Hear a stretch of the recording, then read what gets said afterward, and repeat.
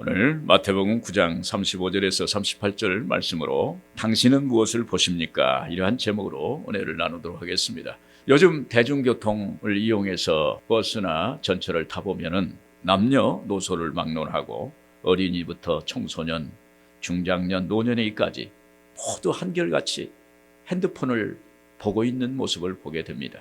대개 어린이와 청소년은 게임을 하고 20대, 30대는 예능을 보고 40대, 50대는 드라마나 뉴스 그리고 건강 프로 등을 본다고 합니다. 저는 이런 장면을 보면서 핸드폰이 우리 사회에 미치는 영향이 지대하다라고 이렇게 생각이 됩니다. 뿐만 아니라 우리가 눈으로 보는 이것이 우리의 삶에도 영향을 미친다는 것입니다. 우리가 무엇을 보느냐에 따라서 우리의 삶의 방향과 가치가 달라지는 것입니다. 뉴욕 시립대에서 양자물리학으로 박사를 받은 최영섭 박사는 하나님의 7가지 질문이란 책에서 이런 말을 했습니다.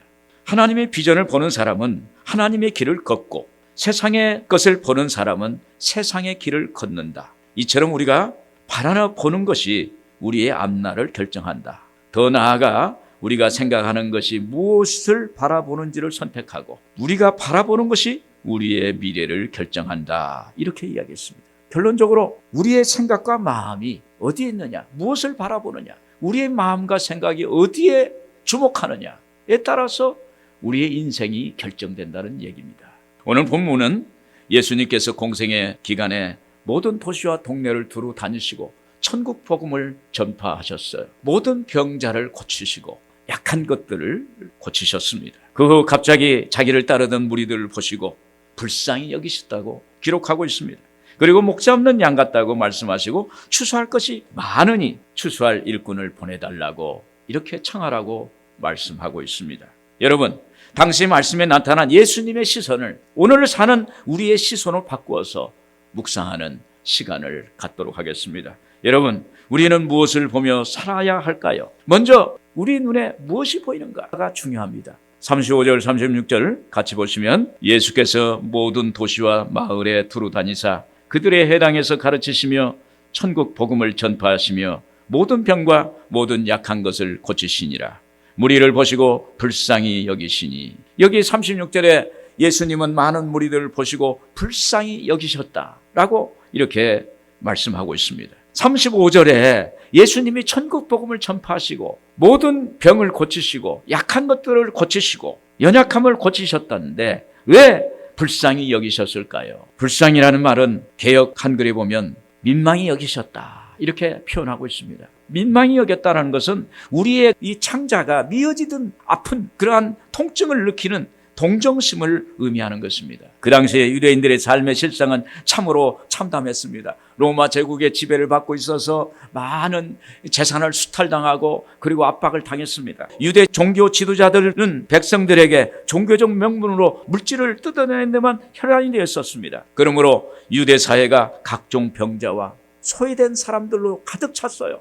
그래서 유대 사회는 정말 어려웠어요. 비참한 사회가 된 것입니다. 그러나 예수님의 눈에는 그들의 외적인 가난하고 비참한 모습 그런 것보다는 그들의 내면에 있는 죄로부터 구원받고 영생을 얻고 그런데 마음을 쓰지 않는 데에 대한 불쌍히 여김을 생각하는 것입니다. 오직 그들은 눈에 보이는 것만 추구하는 것을 보고 예수님이 그들을 불쌍히 여기시고 민망히 여기셨습니다. 그동안 예수님은 모든 도시와 마을을 두루 다니면서 천국 복음을 전파하셨는데 아직도 그들의 마음은 미동도 없어요. 여기서 예수님은 새로운 관점으로 무리들을 바라보기 시작하신 것입니다. 그래서 예수님은 예수님 가까이 있는 사람들을 민망히 보시고 불쌍히 여기셨던 것입니다. 여러분, 우리는 어떤 사람이나 사물을 볼 때 먼저 육신에 있는 눈으로 보게 됩니다. 저 사람은 어떤 사람일까? 저 사람은 배경이 뭘까? 얼마나 많이 가졌을까? 이런 걸 보게 됩니다. 이처럼 육신의 눈에는 세상적인 것, 그리고 육적인 것, 인간적인 것들을 판단하는 것입니다. 그러나 영적인 눈을 보면 먼저 구원받아야 할 영혼인가? 저분은 신앙이 있는가?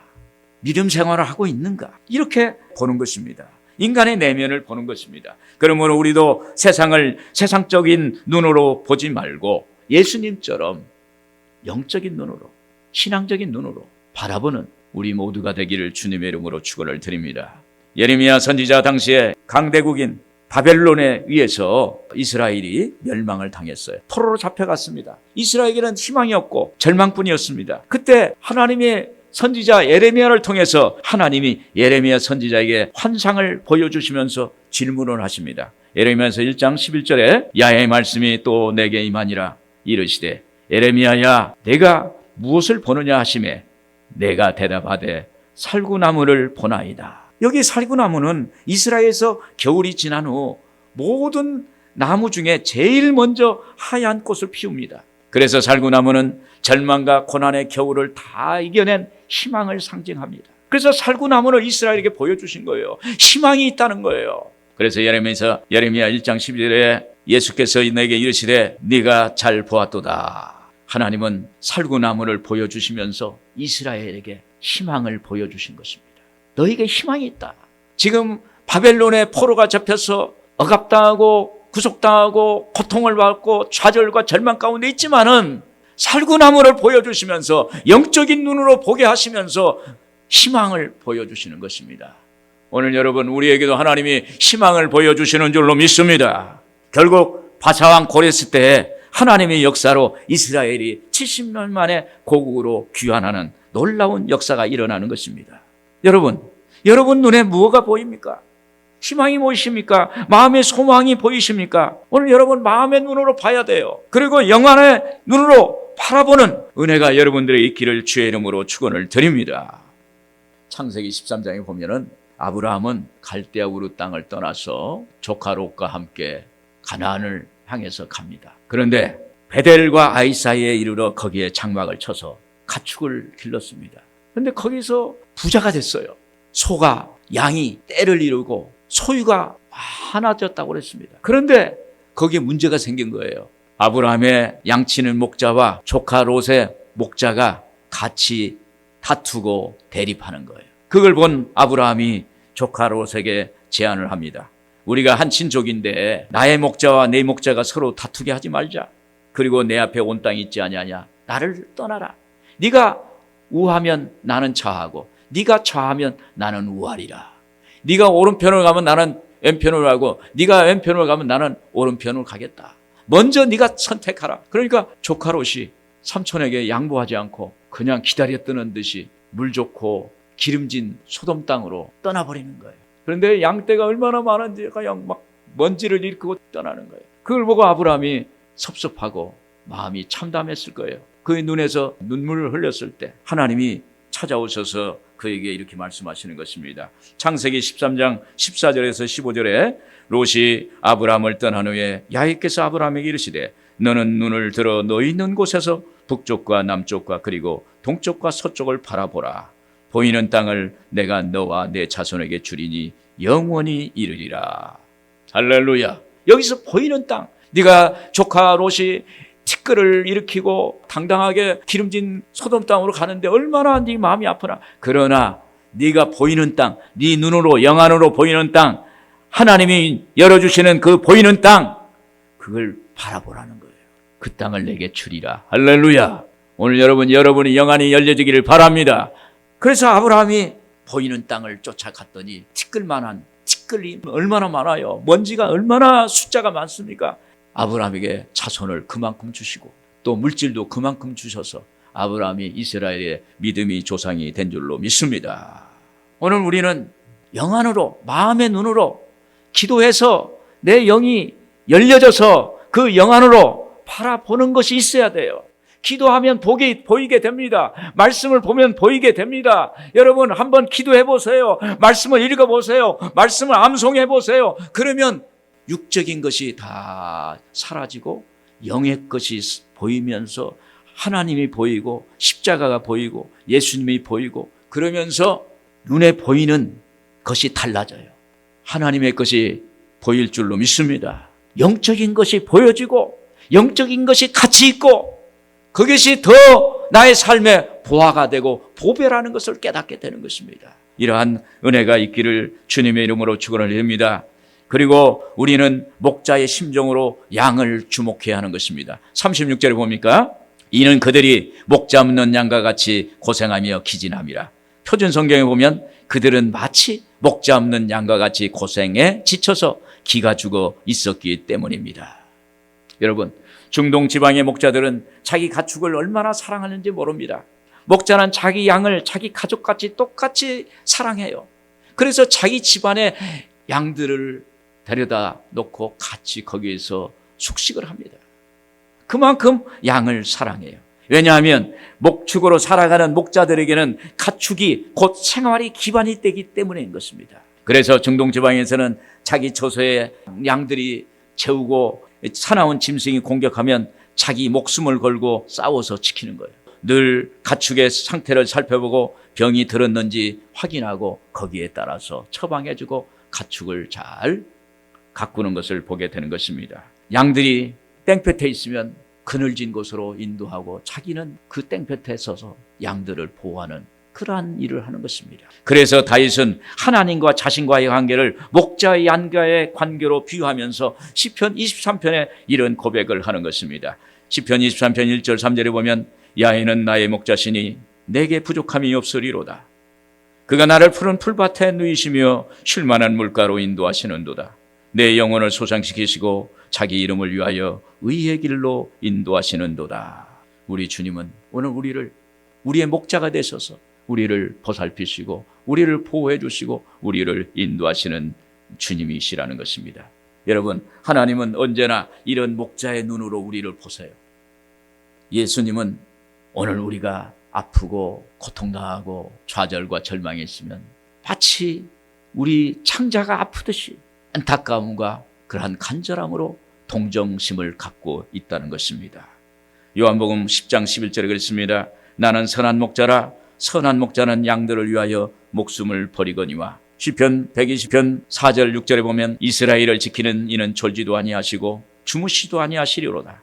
야훼는 너를 지키시는 이시라. 야훼께서 내 오른쪽에서 내 그늘이 되시나니 낮에 해가 너를 상하지 아니하며 밤의 달도 너를 해치지 아니하리로다. 여러분, 우리 주님은 졸지도 않고 주무시도 않으세요. 우리를 너무너무 잘 아세요. 나보다도 하나님이 나를 더 잘 아세요. 우리의 신음소리조차도 우리 하나님은 들으세요. 히스기야가 눈물에 기도할 때 베갯니를 눈물로 적실 때 그 눈물을 봤다고 그랬어요. 우리의 기도를 들으신다는 거예요. 오늘 우리의 목자 되신 예수님을 붙잡기를 바랍니다. 여러분, 예수님은 무엇을 보시고 불쌍히 여기셨나요? 목자 없는 양 같은 우리를 보신 거예요. 목자 없는 양은 세상 신을 섬기는 사람입니다. 물질의 신을 섬기는 사람입니다. 세상의 쾌락과 타락으로 인도하는 세상의 신은 우리의 진정한 목자가 될 수가 없어요. 돈을 추구하는 만몬의 신은 우리의 목자가 될 수가 없어요. 물질을 추구하는, 물질을 최고의 가치라고 인도하는 물질의 신은 우리의 목자가 될 수가 없어요. 주님은 우리에게 목자 없는 양같이 되지 말라고 말씀하시는 것입니다. 목자가 없다는 것은 내 중심에 내 주인이 없다는 거예요. 내 삶의 주인이 없다는 거예요. 내 인생의 주인이 없다는 거예요. 우리의 내면에 주님이 안 계세요. 목자가 없다는 건 예수님이 없다는 것입니다. 그러면 세상 신이 우리 안에 들어와서 우리 내면에 와서 주인 노릇하는 거예요. 마귀가 와서 주인 노릇하는 거예요. 예수님이 우리 안에 주인이 되시하는데 다른 것이 들어와서 주인 노릇을 하니까 얼마나 고통스러운지 몰라요. 우리 예수님은 우리에게 생명을 주세요. 그러나 마귀는 우리의 생명을 뺏어갑니다. 제가 오살리 기도원에서 4년을 상담소장하면서 사역을 하는데 예수님을 나의 목자로 삼고 있는 사람은 너무너무 기쁘고 즐겁고 찬양합니다. 그러나 내면에 예수님을 잃어버린 사람이 있어요. 구원의 확신을 잃어버린 사람이 있어요. 예수님이 목자가 되신 그 목자를 잃어버린 사람이 있어요. 목사님, 어떻게 해요? 저는 구원의 확신이 없습니다. 어떻게 할까요? 목자가 없는 거예요. 세상 것이 들어와서 주인 노릇하는 거예요. 여러분, 세상 것, 영적인 나쁜 것들이 들어와서 하면은요, 사람을 어렵게 만듭니다. 오늘 목자 되신 예수님을 붙잡기를 바랍니다. 남아공의 넬슨 만델라라는 분이 정치범으로 독방에 수감되면서 그에게 고통이 다가왔습니다. 수감된 지 4년 되던 해 그의 어머니가 돌아가셨는데 장기수이기 때문에 외출이 안 돼서 어머니의 장례식을 참석하지 못했어요. 또 자녀가 교통사고로 죽었어요. 자기 아내와 딸이 그곳에서 살 수가 없어서 다른 곳으로 이사를 갔고 흑인 거주 지역으로 끌려갔어요. 넬슨 만델라가 가족을 위해 할 수 있는 일은 아무 일도 없었어요. 아버지로서, 남편으로서 할 수 있는 일이 하나도 없었습니다. 그래서 마음이 아프고 괴로웠어요. 자신만 고통을 받으면 되는데 자신 때문에 온 가족이 고통을 받는다는 것 때문에, 그것 때문에 더 아팠어요. 수감된 지 14년 되었을 때 큰딸이 찾아와서 손녀의 이름을 지어달라고 부탁하는 것입니다. 넬슨 만델라는 손녀의 딸을 이름을 지어주기 위해서 고심을 곰곰이 생각합니다. 그러다가 조그마한 쪽지에다가 이름을 써서 자기 딸에게 전달합니다. 딸이 그 쪽지를 보니까 거기에 희망이라는 이름이 써 있었어요. 손녀의 딸을 희망이다. 희망이다. 만델라는 28년의 수감 생활, 72살 나이에 감옥 생활을 마치고 나올 때까지 그의 영적인 눈은 희망을 봤어요. 예수님이 그의 목자가 되셔서 그의 마음속에 예수님의 눈으로 세상을 보고 사람을 보고 예수님의 눈으로 모든 것을 봤어요. 그래서 거기에 희망이 있다는 거예요. 할렐루야. 그는 끝까지 목자 되신 주님을 바라보면서 조국의 평등과 민주주의가 성취될 것을 바라봤어요. 암흑 사회에서 캄캄이 보이지 않는 그러한 때에 그는 희망을 봤어요. 할렐루야. 그래서 그가 나와서 남아공의 대통령이 되고 지금 남아공이 백인과 흑인이 공존하는 나라가 되었습니다. 사랑하는 여러분, 예수님은 우리 내면의 목자가 되시는 거예요. 그래서 우리는 생각해 봐야 돼요. 내 안에 예수님이 목자로 계시는가? 여러분, 예수님이 우리의 목자로 계시면 오늘 주님은 우리의 좋은 길로 인도하시는 것입니다. 생명의 길로 인도하시는 것입니다. 오늘 우리에게 놀라운 역사를 이루시는 그 길로 인도하시는 것입니다. 그래서 오늘 여러분들에게 놀라운 주님이 목자가 되셔서 여러분들의 삶이 풍성하고 풍요한 삶이 되기를 주의 이름으로 축원을 드립니다. 끝으로 추수 때를 바라보는 것입니다. 37절 38절 보면 이에 제자들에게 이르시되 추수할 것은 많되 일꾼이 적으니 그러므로 추수하는 주인에게 청하여 추수할 일꾼들을 보내주소서 하라 하시니라. 여기서 추수할 것은 많다는 것은 추수할 수량이 많다는 것이 아니라 추수할 때가 다가왔다는 거예요. 농사꾼은 봄에 씨를 뿌리고 여름을 거쳐서 가을에 결실을 합니다. 농사하는 사람은 농사를 짓고 반드시 추수할 때를 기다리세요. 농부는 추수를 위해 먼저 기도할 것입니다. 농부는 예나 지금이나 아침에 일어나서 하늘부터 봐요. 오늘 날씨가 좋은가? 왜 그래요? 농사가 잘 돼야 하니까. 하늘에서 좋은 날씨를 주셔야 한 해 농사를 잘 지을 수 있고 수확할 수가 있기 때문입니다. 그래서 하나님께 기도합니다. 시편 1편 3절에 보면 그는 시냇가에 심은 나무가 철을 따라 열매를 맺으며 그 잎사귀가 마르지 아니함 같으니 그가 하는 모든 일이 다 형통하리로다. 복 있는 사람은 추수 때 열매를 맺고 그 열매를 추수하는 기쁨을 얻게 되는 것입니다. 그리고 또한 열심을 다합니다. 농부는 뜨거운 때앞에 때 비바람 치는 날에도 가리지 않고 열심히 일을 합니다. 해 뜨기 전에 나가서 저녁 어두울 때까지 허리를 펴지 않고 논밭을 맵니다. 그들이 수고하며 바라는 것은 잘 익은 곡식을 기대하는 거예요. 시편 126편 5절 6절에 보면 눈물을 흘리며 씨를 뿌리는 자는 기쁨으로 거두리로다. 울며 씨를 뿌리러 나가는 자는 반드시 기쁨으로 그 곡식단을 가지고 돌아오리로다. 심으면 거둬요. 좋은 씨를 심으면 좋은 열매가 거둬요. 오늘 여러분, 우리 인생 공짜가 없어요. 심으면 거두는 거예요. 오늘 말씀의 씨를 심으면 내 안에서 성령의 열매, 여러 가지 능력의 열매가 맺혀요. 오늘 여러분의 삶의 텃밭에 좋은 씨를 심어 놓으세요. 그러면 좋은 열매를 거두게 되는 것입니다. 근데 나쁜 열매 막 남을 욕하고 남을 막 저주하고 그러면요, 주변에 나쁜 꽃들이 주변에 다 펴가지고 나중에 자기를 죽이는 거예요. 그래서 좋은 씨를 심어야 돼. 그러면 반드시 열매가 맺히고 추수하는 역사가 있게 되는 것입니다. 또한 추수한 일꾼들은 그곳을 떠나지 않고 기다립니다. 추수하는 자는 추수의 현장에 있는 것입니다. 거기서 기다리는 거예요. 내가 야일을 기다리고 기다렸더니 귀를 기울이사 나의 부르짖음을 들으셨도다. 나를 기가 막힌 웅덩이와 수렁에서 나를 끌어올리시고 내 발을 반석 위에 두사 내 걸음을 견고하게 하셨도다. 할렐루야. 기다리는 사람은 하나님의 축복을 받는 것입니다. 기다리는 사람만이 끝에 놀라운 축복을 받게 되는 것입니다. 38절에 그랬죠? 그러므로 추수하는 주인에게 청하여 추수할 일꾼들을 보내주소서 하라 하시니라. 이 말씀은 예수님이 제자들에게 하신 말씀입니다. 이 사역은 더 이상 지체할 수 없는 사역이다. 이제 추수할 일꾼을 보내달라. 요한복음 4장 35절에 너희는 넉 달이 지나야 추수할 때가 이르렀다고 하지 아니하느냐. 그러나 나는 너희에게 이르노니 너희 눈을 들어 밭을 보라. 휘어져 추수하게 되었도다. 할렐루야. 제자들이 보는 눈과 예수님이 보는 눈이 다른 거예요. 여러분, 예수님하고 제자들하고 같겠어요? 보는 눈이 달라요. 예수님은 영적으로 보는 거예요. 제자들은 육적으로 자주 그렇게 봤을 거예요. 영적으로 갔다가 육적으로 왔다 갔다 했을 거예요. 근데 예수님은 추수할 영혼들을 보는 것입니다. 그래서 일꾼들을 급히 보내달라고 하는 것입니다. 주님의 마음은 예수님께서 직접 전도하시고 추수를 하셨기 때문에 추수하는 사람의 마음을 아세요. 여러분, 추수해보면요 기뻐요. 제가 예전에 여의도 순복음교회 종로중구 교구를 담당했어요. 거기는 사람이 없어요. 그래서 하나님께 기도했습니다. 하나님, 전도하고 싶습니다. 여러분, 기도하면 전도하고자 하는 마음이 생겨요. 왜 전도하는 마음이 생기냐면 기도할 때 하나님의 사랑을 내가 깨닫습니다. 하나님의 은혜를 깨닫습니다. 아, 내가 받은 것이 너무 많구나. 내가 예수를 잘 믿었구나. 예수 믿었기 때문에 오늘 이렇게 나를 성장시켜 주시고 하나님이 나를 인도하시는구나. 그걸 알게 되거든요. 내가 받은 축복을 다른 사람에게도 전하는 것이 하나님의 뜻이라는 거예요.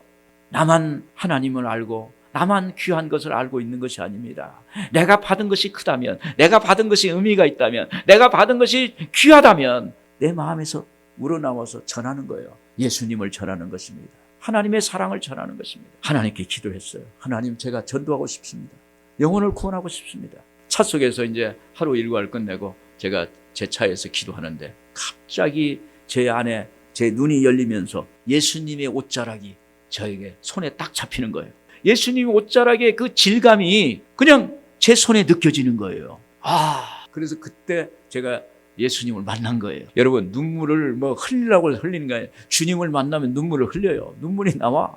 그냥 거기서 눈물을 흘리면서 주여. 그때 제가 소공동 지하상가에 가서도 막 전하는 거예요. 그러니까 양복 입고 멀쩡하게 생겼는데 명동 입구에 소공동 지하상가에 다니고 남대문 상가에 가서 막 전하고 그러니까 그것도 누구 없어요. 혼자 그랬어요. 혼자. 그러다가 나중에 권사님 제가 한 분 모시고 이제 이렇게 다녀서 1년 동안 했는데 150 내지 200명을 제가 모았어요. 그래서 하나님께서 추수하는 마음을 주시면 세상의 어떤 장애물도 이길 수가 있는 거예요. 세상이 나를 어떻게 볼지라도 그것도 아무 관계가 없어요. 오직 주님이 힘을 주시니까, 능력을 주시니까 가서 전하니까 삼익 패션타운에 지하 3층부터 10층까지 신세계 백화점 옆에 있는 거예요. 그런데 거기에 월, 화, 수, 목, 금, 토까지 계단에서 예배를 드렸어요. 계단에서 20명씩 15명씩 모아가지고 그런 역사가 일어나는 거예요. 지금 제가 생각해 보면 소공동 지하상가에 가서 장사하는 사람들한테 예수 믿으라고 막 행복의 초대 주고 또 전도지를 주고 그 사람들이 그랬어요. 저 사람 처음에는 빈정거리더라고. 그런데 그걸 자주 가니까 오늘 또 가고 내일 또 가고 모레도 가고 반복적으로 계속 찾아가니까 저를 다르게 보는 거예요. 그때부터 인격적인 관계 전도가 되고 그래서 그들이 모아져서 하나님의 역사가 나타나는 것입니다. 오늘 여러분, 예수님의 마음은 추수의 마음을 아시기 때문에 오늘 우리에게 그것을 바라는 것입니다. 결론적으로 우리가 바라는 것은 마음으로 영으로 봐야 돼요. 육신의 눈으로 보면 아무것도 안 보여요. 그러나 영 안으로 보면 보이는 거예요. 하나님이 보게 하세요. 알게 하세요. 깨닫게 하세요. 목자 없는 영혼을 우리 주님은 보십니다. 주인 없는 사람, 여러분 지금 이 세상은 돌아다니는데 주인 없는 사람이 많아요. 오늘 우리 주인은 예수님인데 예수님 계신 사람이 하나님의 복을 받게 되는 것입니다. 할렐루야. 오늘 추수 때가 가까웠습니다. 기근이, 지진이, 전염병이, 그리고 많은 지금 어려움, 전쟁이, 지구 한쪽 반대편에서는 죽어가고 아수라장이고 죽어가는 영혼들이 있다는 것입니다. 우리는 너무 지금 편안하게 살고 있어요. 기도해야 됩니다. 할렐루야. 오늘 하나님의 때가 다가오는 거예요. 오늘 또 우리는 뭘 봅니까? 오늘 우리는 무엇을 봅니까? 오늘 하나님의 세계를 보고 예수 십자가를 바라보고 예수님의 마음을 바라보고 나가는 오늘 모두가 되기를 주의 이름으로 축원을 드립니다. 기도하겠습니다.